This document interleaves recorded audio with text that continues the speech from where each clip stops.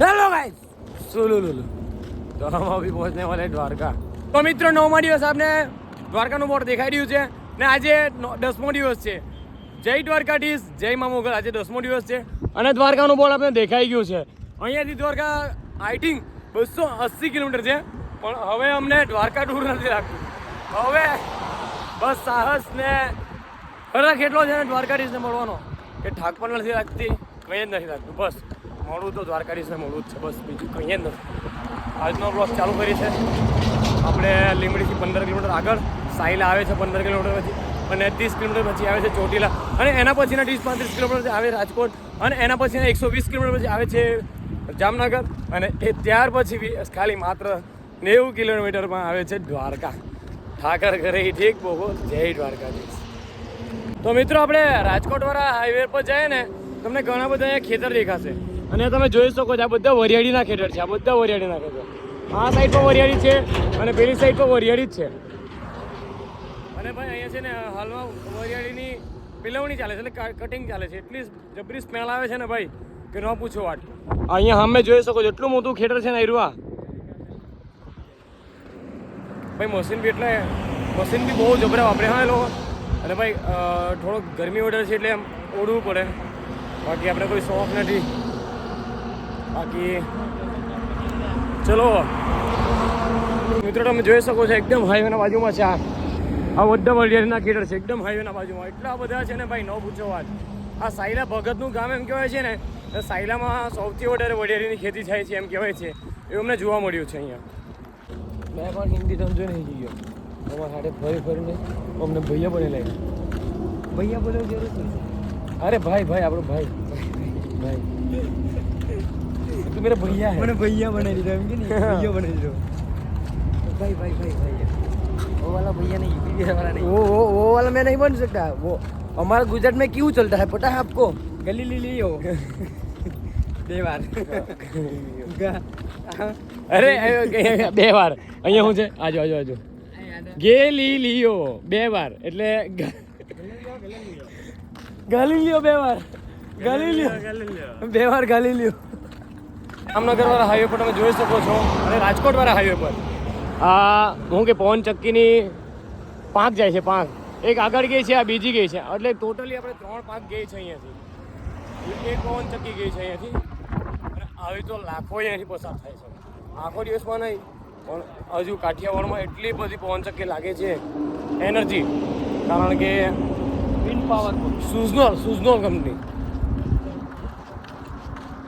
એને પવનમાંથી વીજળીમાં કન્વર્ટ કરવામાં ખૂબ જ મોટો પાણી માણે મજા આવી રહ્યું ન હોય તો મિત્રો આપણે ચોટીલાવાળો હાઈવે પકડેલો છે અને હાલમાં સનસેટ તમે જોઈ શકો છો, ખૂબ જ જોરદાર લાગે છે। પણ આ દૂરથી ડુંગરણી હમણાં એમ કહેવાય તેવું છે અને ઘણાને દ્વારકા છે ને બહુ હેલું લાગે છે પદયાત્રા કરવાનું, પણ ભાઈ આવા ત્યાં માણસનું કામ નથી। ટેક્સ પેરો ભાઈ બે શબ્દ કરો ને તો ખાલી જોયા કરો। દૂરથી ડુંગરણી હમણાં તો બધાને લાગે છે પણ જ્યારે ચડવાનું આવે છે ને ત્યારે પગ દુખે છે એમ હું કે વિડીયો બનાવવા વગર આવો તો ખબર પડે। અમુક લોકો શું કે ખબર કે વિડીયો બનાવવા વગર આવો તો ખબર પડે એમ કે ખાલી વિડીયો બનાવીએ ચાલીએ તો અમે ખાલી વિડીયો બનાવ્યો ચાલે તો અમે જ ને વિડીયો જો ફોન ચાલે તો વાળો લગલે ફોન ચાલે તો ચાલાવીએ તો અમે જ ને એટલે કૂતરાનો ભોક્યા કરે ભાઈ સિંહને કંઈ ફરક નહીં પડે ઓકે હાજી એટલે હે સિંહ છે ને આજે થોડો નારાજ છે સિંહને તો હાથ ના છોડી દિયા ગબ્બર બુઢે શેર કી દહાડ ભગવાનના ધામે ચાલ્યા ને લોકો અમને ગમે તેમ કોમેન્ટમાં કહે ભાઈ હારા ખોટું તો લાગે જ નહીં ચાલે ત્યાં બોલાડી જાય ને પછી લોકોને કે આવી જાવ અમે મોરો થઈ જાય છાતી હા મેં છાતી બોલો ને હા આંખ મિલાવાની અને વાતો કરે ચકલીઓ અમને પાડવાની। હવે સાયલામાં આવેલી બહુ મોટી ગુરુકુલ આજે હમણાં જ જોઈ, અમને ખબર નહીં મળે કે હા તમે કરતા હોય બધું ખબર જ નહીં એમ। હવે આ રસ્તો દ્વારકા યાર હોય એ બી નહીં ખબર પણ ચાલ્યા કરતા હશે। આજે વાહ સનસેટ બહુ જબરા લાગે છે ને અમુકને આવા કાંટા જેવા બી હોય ફૂલ વગરના બાવર જેવા હોય, બાવર જેવા, એને કંઈ ફરક જ નહીં પડે. એના માટે 2 શબ્દ યુગભાઈ ચાલતા છે, પણ અમુક જગ્યા ભલે ભરવાની બાસ આવ્યા ગંદા કરશે ભરવાનું. એમ અહીંયા વલસાડથી છે કે અહીંયા વળી ભરવાની સ્મેલ આવે. સોનુભાઈ આપણા આજે 45,000 ફોલોવર થઈ ગયા. મારા માટે ખાલી 2 શબ્દ. 2 શબ્દ નહીં. તો મિત્રો હાલમાં વાગવા આવ્યા છે 12, એટલે 11:45 થઈ છે હમણાં તો. અને હજુ આપણે આજનું કિલોમીટર ચાલ્યું છે 55, ને હજી એબ્સોલ્યુટલી કહું તો 12-12.5 કિલોમીટર બાકી છે. અને આજુ આપણું સ્ટે છે ચોટીલા, અને અમે ટાર્ગેટ રાખેલું હતું કે ચોટીલા પહોંચવું છે ને પહોંચવું જ છે. એટલે આપણે ટાર્ગેટને તો લક્ષ્યમાં રાખીને ચાલીએ જ છીએ.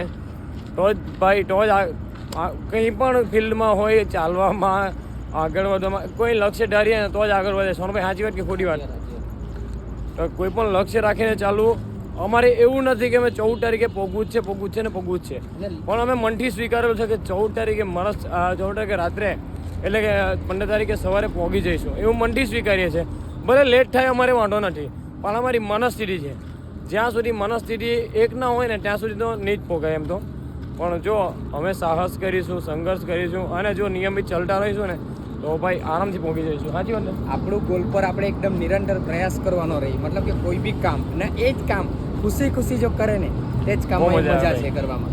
એટલે કામ હંમેશા કોઈ બી કામ કરો, આપણે હંમેશા રાજી ખુશીથી કામ કરવાનું એ કામ. અને ભાઈઓ હમણાં 11:45 છે ને લિટરલી મને ઊંઘ આવતી હતી, તો મેં એક ઉપાય કર્યો, ચંપલ હાથમાં પકડી લીધી અને ઊંઘાડા પગે ચાલવા લાગ્યો. Best option guys. ઊંઘાડા પગે ચાલવા લાગ્યો એટલે હું પગમાં કાંકરા વાગવાના જ, અને પગમાં કાંકરા વાગે એટલે ઊંઘ તો નહીં જ આવે. બસ આવા મતલબ નવા એક્સપેરિમેન્ટ પણ અમને જોવા મળ્યા છે દ્વારકાના સફરમાં. તો હજી આપણે ક્યાં લાસ્ટ રોકાવાના છે આપણે એ તમને બતાવીશ મેં. અને એકચ્યુઅલી રોકાવાના ચોટીલા જ છે. મેં સવારે જ કીધું હતું કે લાસ્ટ સ્ટેશન આપણું ચોટીલા રહેશે. તો બસ, પણ ક્યાં રોકાય, ચોટીલામાં કઈ જગ્યાએ રોકાય એ તમને પછીથી બતાવો. અત્યાર સુધીનો સફર અમારો બહુ સારા એવા અનુભવ થયા કે એક પદયાત્રા પર નીકળ્યા. એ પદયાત્રા જીવનમાં કરવી કેમ જોઈએ એના અમને ખૂબ સારા અનુભવ થયા અત્યાર સુધીમાં. અને મિત્રો આગળ વધવાનું છે 240 કિલોમીટર, એમાં શું અનુભવ થાય ખબર નથી મિત્રો. અને હું એક સલાહ આપીશ, બોલે અમુકને લોકોને ખોટું લાગતું પણ વલસાડથી હું પદયાત્રા આવ્યો અને મને જોઈને ઘણા ભક્તિના માર્ગે દોડાય છે, એ મને ખૂબ સારી વાત લાગી. પરંતુ ફોલોવરને લક્ષ્યમાં રાખીને આ વસ્તુ ના કરશો. સોનભાઈ સાચી વાત ને? સાચી વાત. ફોલોઅર્સ વધારવાના હોય તો કેદારના વધારીને બેસી ગયેલા. એના માટે દ્વારકાવાની જરૂર નથી. એના માટે ઘરે બેસીને પણ મહેનત કરવાના, સારા એવા કોન્ટેન્ટ બનાવો તો ફોલોઅર્સ આપોઆપ વધવાના જ છે. એના માટે આપણે પેલા શું કહે, જે આપણા સેવા કરતા હોય એ લોકોને બી થોડું ખોટું લાગે કે ઇન્સ્ટાગ્રામમાં ફોલોઅર્સ વધારવા માટે જાય. અને ભાઈ જો મારે ખાલી ફોલોઅર જ જો વધારવા હટે ને તો 50K માત્ર 2 દિવસમાં પણ કરી શકો. મારે ખાલી કહેવામાં છે કે મારા 50K કરી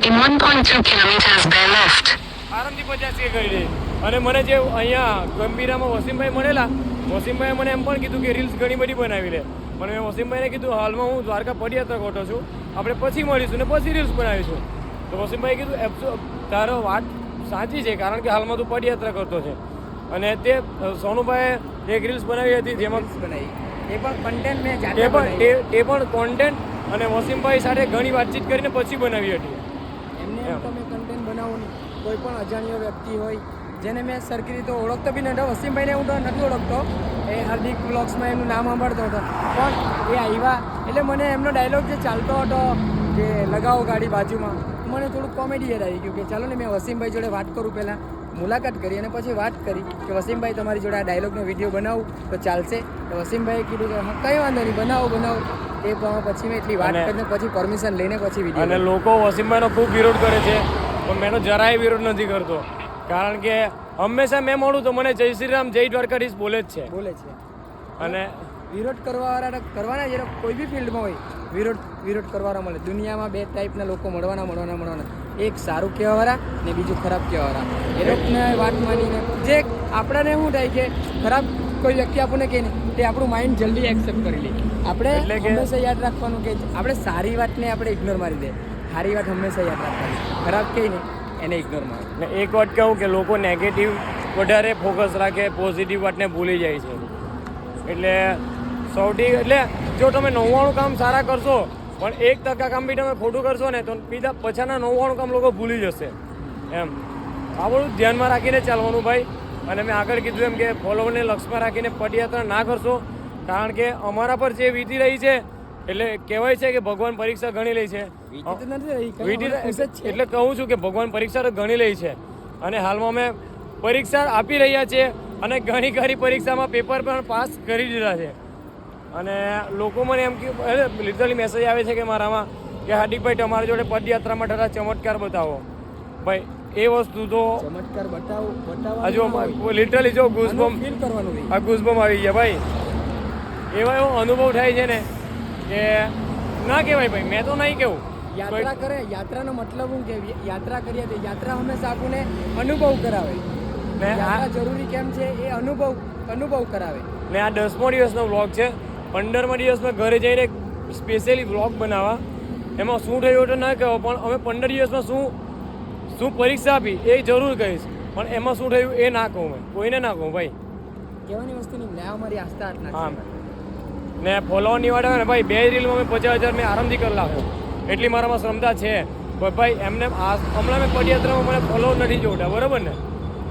ફોલોવર્સના માટે અમે નીકળેલા હતા તો એવું તો નહીં. મને ખબર છે આ સુધી કોઈ દિવસે કીધું નહીં કે ફોલોવર મને આટલે મદદ કરો, હેલ્પ કરો કે ફોલોવર શોધાડી આપો. મને ખબર છે કે જ્યાં સુધી મેં મહેનત કરા ત્યાં સુધી ફોલોવર શોધવાના જ છે. અને એકચ્યુઅલી મારી જે હાર્દિક વ્લોગ્સવાળી આઈડી છે એમાં મેં કોન્ટેન્ટ પણ નહીં લાગતો. ખાલી જે મને ને બીજી આઈડી મેં એના માટે બનાવી. મને ઘણા ખરા એટલે સેવા આપવા આવ્યા હતા ભાઈ, કે એમણે એવું કીધું મને કે હાર્દિકભાઈ તમે ક્યાં ફરો અમને નહીં ખબર પડે, તો ખાલી તમે થોડાક લોકેશન આઈડિયા આપો તો અમે તમને વહેલા મળી રહીએ. તો એ માટે હું થોડા લોકેશન લાગતો રહું છું કે અમે આ જગ્યાએ છે ને આ જગ્યાએથી જવાના છે. તો એ ચાલ્યા એટલું થોડું ઘણું ચાલ્યા રાખે છે. પણ એમાં પણ હું નહીં કીધું કે મને આટલા ફોલો કરી આપો, પણ તે છતાં તમે ખૂબ જ સપોર્ટ કર્યા છે. તે માટે તમારો દિલથી આભાર અને જય દ્વારકાધીશ.